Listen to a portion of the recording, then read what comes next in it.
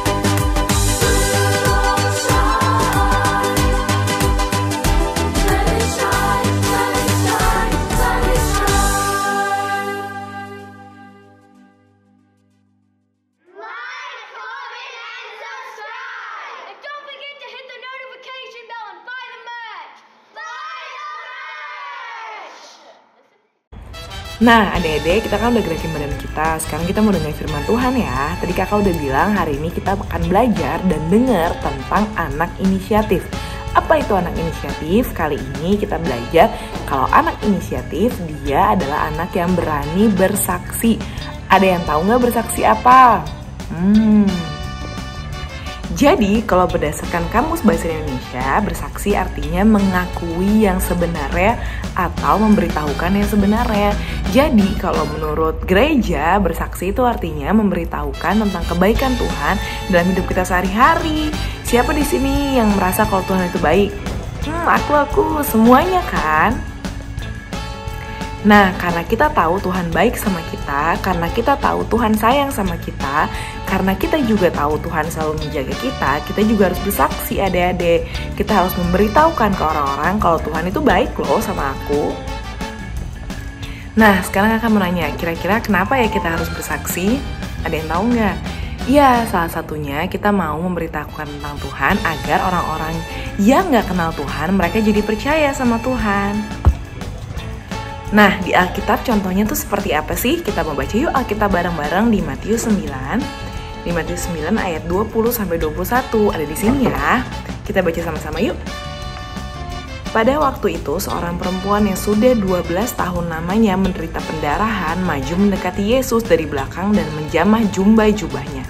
Karena katanya dalam hatinya, asal kujamah saja jubahnya, aku akan sembuh.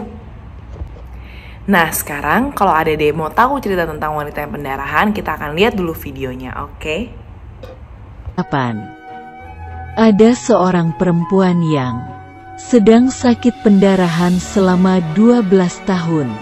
Semua tabib atau dokter di kota itu tidak bisa menyembuhkan penyakitnya. Suatu hari, Tuhan Yesus dan rombongannya sedang melewati kota itu. Dia sudah mendengar dari orang bahwa Tuhan Yesus bisa menyembuhkan segala penyakit. Perempuan itu berkata, asal kujamah saja jubahnya, aku akan sembuh. Perempuan itu maju menerobos kerumunan orang dan mendekati Tuhan Yesus dari belakang. Kemudian perempuan itu berhasil menjamah jubah atau baju Tuhan Yesus.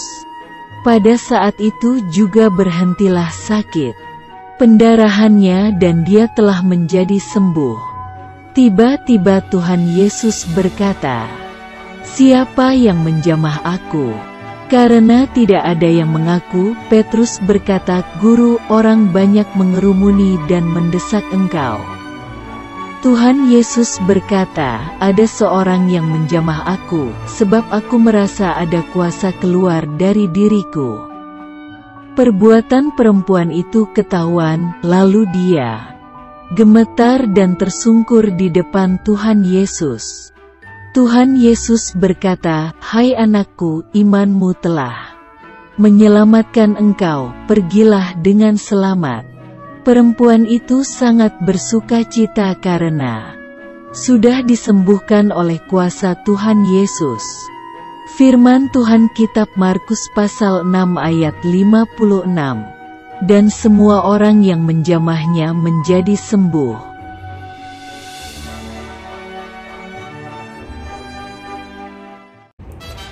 Nah, sekarang balik lagi nih. Adik-adik kira-kira penasaran gak sih gimana ya caranya wanita tersebut tahu tentang Tuhan Yesus? Pasti ada orang yang kesaksian sama dia.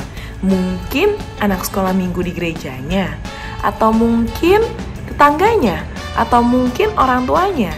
Kita nggak tahu siapa yang kesaksian, tapi yang jelas karena dia mendengar cerita tentang Tuhan Yesus, akhirnya dia punya iman sampai dia bilang, asal kujamah saja jubahnya, maka aku akan sembuh.